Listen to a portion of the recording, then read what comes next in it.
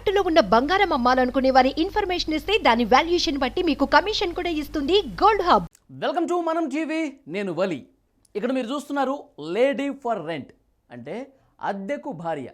ఏంటి ఈ స్టోరీ అనుకుంటున్నారా?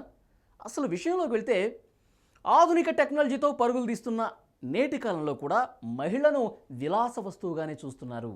రెడ్ లైట్ పేరు రూపు మారదని నిరూపిస్తూనే ఉన్నారు. అయితే ఇదంతా ఓల్డ్ మాటలు.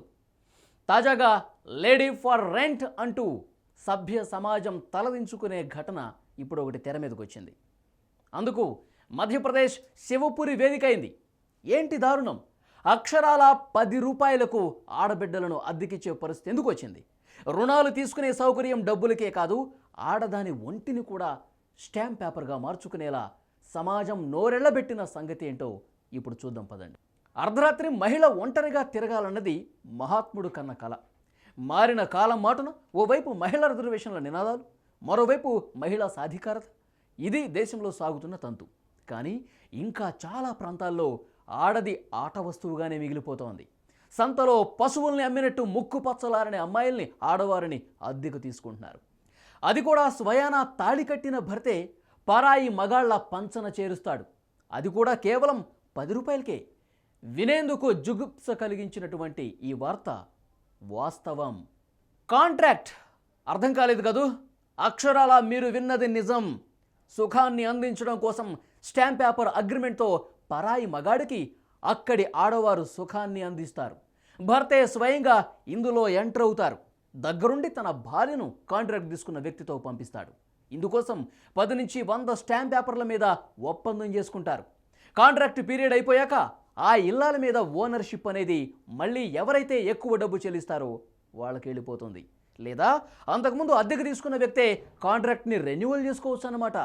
ఆ సమయంలో ఆమెతోనే కొనసాగాలంటే అదనంగా మరికొంత డబ్బు చెల్లించాల్సి ఉంటుంది. అప్పుల బాధతో ఉన్నవారు భూమి కౌలు పన్ను కట్టలేక భార్యల్ని ఈ విధంగా అద్దెకిస్తూ ఉంటారు.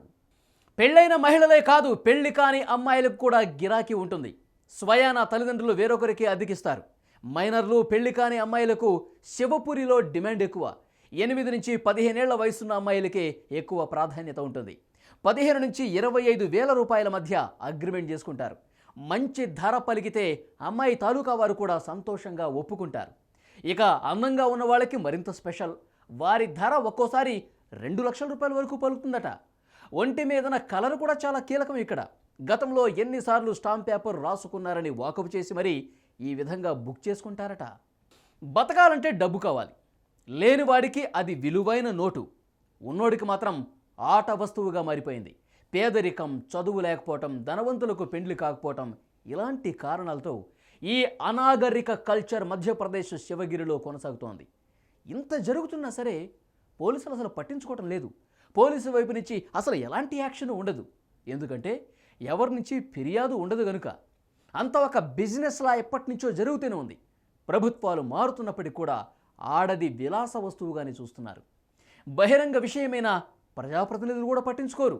పాలకులు దృష్టి పెట్టరు.